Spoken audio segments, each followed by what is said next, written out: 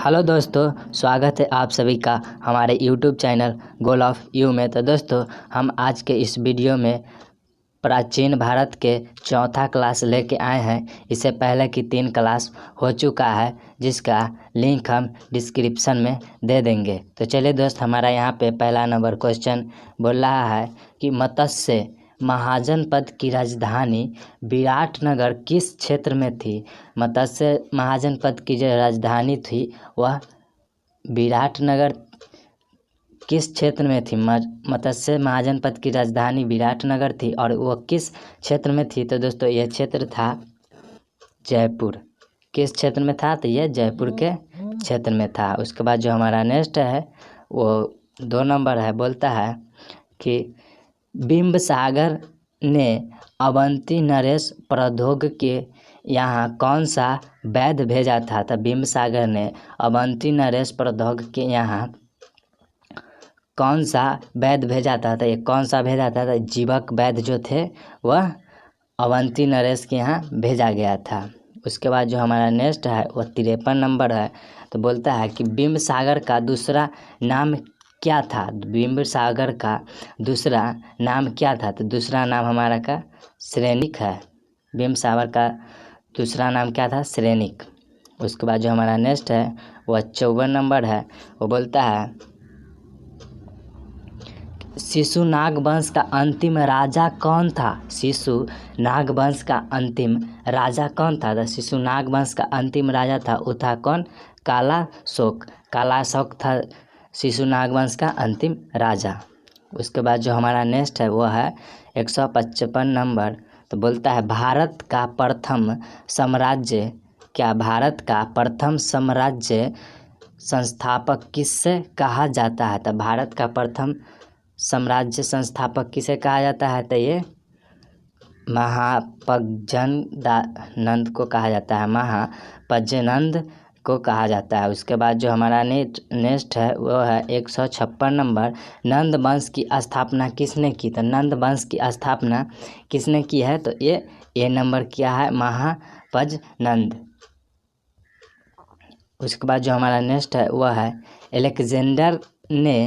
Alexander ने भारत पर कब आक्रमण किया। तो अलेक्जेंडर ने भारत पर कब आक्रमण किया? तो एक किया है 326 ईसा पूर्व। 326 ईसा पूर्व। उसके बाद जो हमारा नेक्स्ट है वह है अलेक्जेंडर ने जिस समय भारत पर आक्रमण किया उस समय मगध का कौन सा वंश राज कर रहा था। कौन सा वंश राज कर रहा था? तो दोस्तों, ये नंद वंश राज कर रहा था। कौन? नंद वंश राज कर रहा था। उसके बाद जो नेक्स्ट है वह है हमारा 159 नंबर।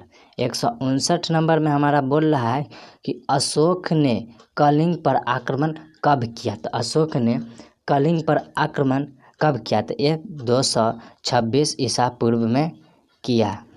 कब किया? 226 ईसा पूर्व में।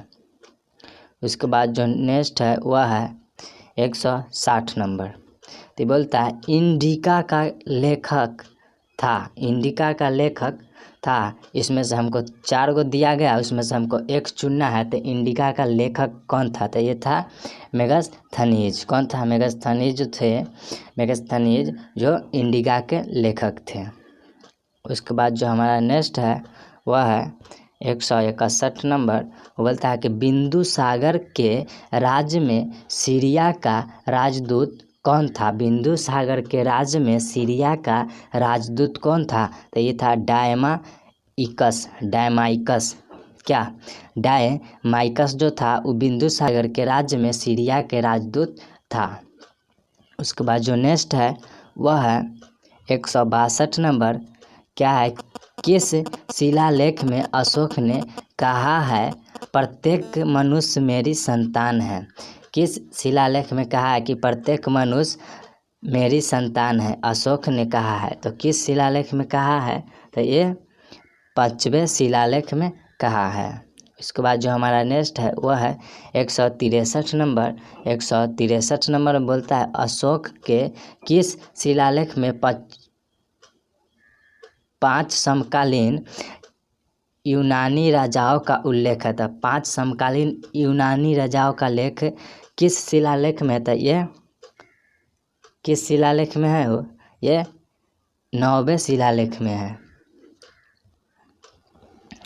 उसके बाद जो नेक्स्ट है वह 164 नंबर बोलता है अशोक के बोध गया और बौद्ध वृक्ष यात्रा का उल्लेख किस शिलालेख में है? तो अशोक के बोध गया और बौद्ध वृक्ष यात्रा की अब उल्लेख जो है वह किस शिलालेख में है? तो ये 8वें शिलालेख में। कि 8वें शिलालेख में। उसके बाद जो हमारा नेक्स्ट है वह 165 नंबर है। 165 नंबर में बोलता है कि अशोक के बौद्ध धर्म अपनाने का उल्लेख किसमें है? अशोक के बौद्ध धर्म अपनाने का उल्लेख किस में है? तो यह है भाब्रू शिलालेख में है। भाब्रू शिलालेख। उसके बाद जो हमारा नेक्स्ट है मंदिर बनाने की क्या मंदिर बनाने की पंचायतन कला का प्रथम नमूना है। पंचायतन कला का प्रथम नमूना क्या है? तो ये जो है वो है दशावतार मंदिर जो कि देवगढ़ में है। ठीक। उसके बाद जो नेक्स्ट है वह है नष्ट हुआ बौद्ध स्तूप भामला कहाँ है? नष्ट हुआ है बौद्ध स्तूप वह भामला कहाँ है? तो भामला जो है वह कहाँ पे है? ये जो है ये पाकिस्तान में है। कहाँ पे? पाकिस्तान में। नष्ट हुआ स्तूप बौद्ध स्तूप जो है वो भामला कहाँ पे स्थित है? तो ये पाकिस्तान में है। उसके बाद नेक्स्ट है गढ़हबाल वंश की रानी कुमारी देवी ने धर्म चक्र जिन विवाह कहाँ कराया? धर्म चक्र जो था वो जिन विहार कहाँ कराया था? तो कहाँ कराया था? ये जो है वह सारनाथ में कराया गया था। कहाँ पे? सारनाथ में कराया गया था। उसके बाद जो हमारा नेक्स्ट है वह है कल्याण को क्या? 169 नंबर कल्याण को बेगी से जोड़ने वाले मार्ग क्या नाम था? जो कल्याण को बेगी से जोड़ने वाले मार्ग का क्या नाम था? तो कल्याण को जो जोड़ने वाले बेगी क्या नाम था? तो ये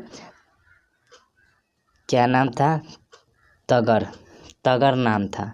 उसके बाद जो हमारा नेक्स्ट है वह 170 नंबर है। और 170 नंबर में हमारा क्वेश्चन बोल रहा है कि संस्कृत नाटकों में विदूषक कौन होता था? संस्कृत नाटकों में विदूषक कौन होता था? तो ये ब्राह्मण होता था। कौन? ब्राह्मण जो होता था वह संस्कृत नाटकों में विदूषक होता था। उसके बाद जो है 171 नंबर में कह रहा है कि तोरमान किस जाति का राजा था? तोरमान किस जाति का राजा था? तोरमान जो था वह हुरून जाति का राजा था। हुरून। उसके बाद जो हमारा नेक्स्ट है वह है 172 नंबर एलोरा की गुफाएं किस धर्म से संबंधित है? तो किस धर्म से है? तो ये जो है वो हिंदू जैन और बौद्ध धर्म से है। हिंदू जैन और बौद्ध धर्म से है। उसके बाद जो नेक्स्ट है वह भारत में है। क्या? 173 में भारत में बैंक का प्रथम साक्ष्य कहाँ से मिला है? तो भारत में बैंक का साक्ष्य प्रथम कहाँ से मिला है? तो ये मिला है वैदिक काल से। कहाँ? वैदिक काल से मिला है। उसके बाद जो हमारा नेक्स्ट है वह है 174 नंबर। 74 नंबर बोलता है कि भारतीय प्रागैतिहासिक काल में इतिहास का पिता किसे कहा गया है? तो इतिहास का पिता किसे कहा गया है? तो ये कहा गया है रॉबर्ट ब्रूस फुट को। रॉबर्ट ब्रूस फुट को कहा गया है प्रागैतिक ऐतिहासिक काल में इतिहास का पिता। उसके बाद जो नेक्स्ट है वह 175 नंबर बोलता है कि पूरा पाषाण काल के लोग का मुख्य व्यवसाय क्या था? पूरा पाषाण काल के मुख्य लोग का व्यवसाय क्या था? तो ये जो था वह शिकार था। पहले का आदमी शिकार किया करते थे। उसके बाद जो नेक्स्ट है वह हमारा 176 नंबर है राख ललदास बनर्जी ने किस स्थान की खोज की थी? राख ललदास बनर्जी ने किस स्थल की खोज की थी? सॉरी, स्थल है यहाँ पे। वो किस स्थल की खोज किए थे? तो ये जो किए थे वह मोहनजोदड़ो के किए थे, मोहनजोदड़ो के किए थे। उसके बाद जो है हमारा नेक्स्ट वह है सिंधु घाटी। क्या 177 नंबर। सिंधु घाटी सभ्यता की खोज किसने की? सिंधु घाटी सभ्यता की खोज किसने की? तो दयाराम साहनी जी ने सिंधु सभ्यता की खोज किए थे। उसके बाद जो हमारा नेक्स्ट है मोंटोगोमरी पाकिस्तान में कौन सा सिंधु घाटी सभ्यता स्थल है? मोंटोगोमरी जो है वो पाकिस्तान में कौन सा सिंधु घाटी सभ्यता स्थल है? तो कौन सा सभ्यता स्थल है? ये है हड़प्पा जो है वह पाकिस्तान में मोंटोगोमरी में है। ठीक, उसके बाद जो हमारा नेक्स्ट है वह 179 नंबर बोलता है हमारा कि सिंधु घाटी सभ्यता में महान स्नानगार कहाँ से प्राप्त हुआ था? महान स्नानगार जो प्राप्त हुआ वह मोहनजोदड़ो से प्राप्त हुआ।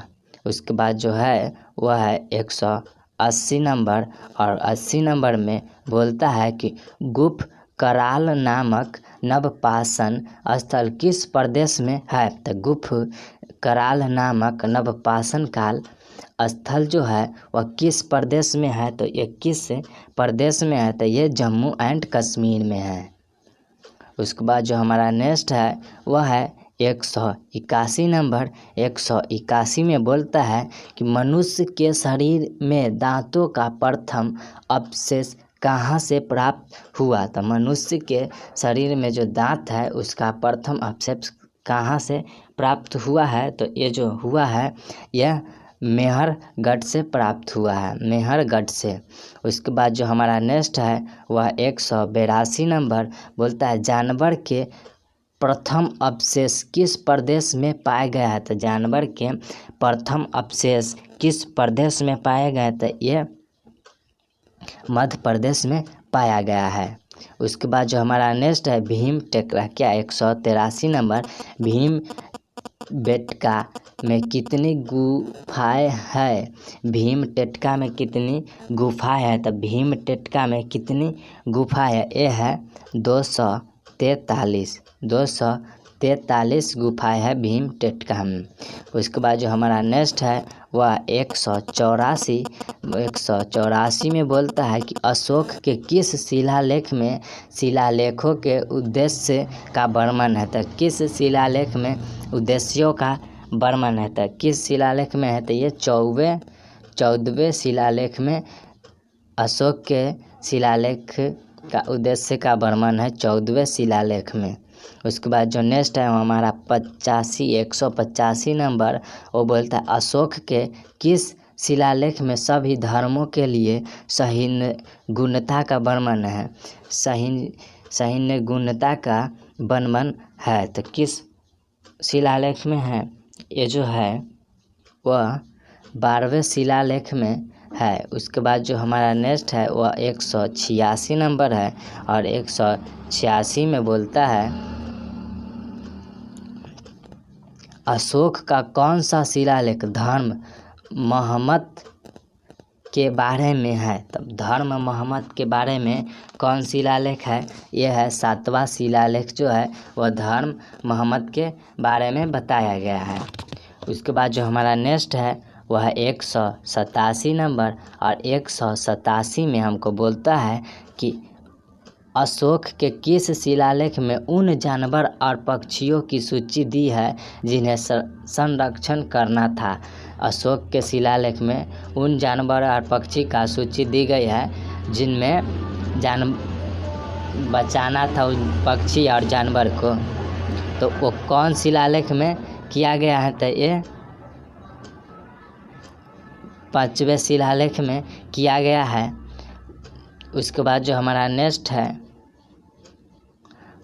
वह है 188 नंबर, और श्रीलंका की क्या बोलता है कि श्रीलंका की पुस्तक महान वंश के अनुसार किसने अशोक को बौद्ध धर्म अपनाने के लिए प्रेरित किया? तो श्रीलंका के पुस्तक महान वंश के अनुसार अशोक को बौद्ध धर्म अपनाने के लिए कौन प्रेरित किया है? तो ये निग्रोध किया था। निग्रोध जो थे वो अशोक को बौद्ध धर्म अपनाने के लिए प्रेरित किए थे। उसके बाद जो हमारा नेक्स्ट है वह है 189 नंबर। अशोक के किस शिलालेख में अशोक नाम का जिक्र मिला है? तो किस शिलालेख में अशोक का नाम का जिक्र मिला है? ये मस्की शिलालेख में अशोक के नाम का जिक्र मिला है। उसके बाद जो हमारा है 190 में किस ग्रीक राजा ने चंद्रगुप्त मौर्य के दरबार में मेगास्थनीज को राजदूत नियुक्त किया? तो कैसे ग्रीक राजा ने चंद्रगुप्त मौर्य के दरबार में मेगास्थनीज को राजदूत नियुक्त किया है? तो किसको किया है? ये सेल्यूकस निकेटर को किया था।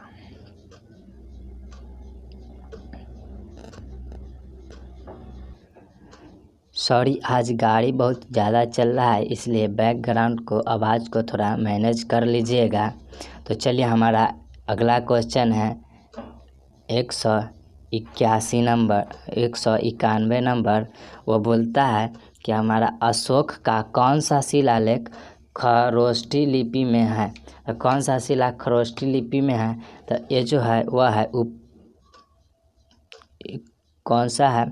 ये मानसेहरा भी है और शाहबाजगढ़ी भी है, यानी कि उपर्युक्त दोनों है। इसके बाद हमारा जो नेक्स्ट है वह है 193 नंबर। बोलते अशोक का कौन सा शिलालेख सबसे लंबा है? तो अशोक का कौन सा शिलालेख सबसे लंबा है? तो कौन सा है? तो ये जो है 13वां शिलालेख है ना, वो बहुत लंबा है।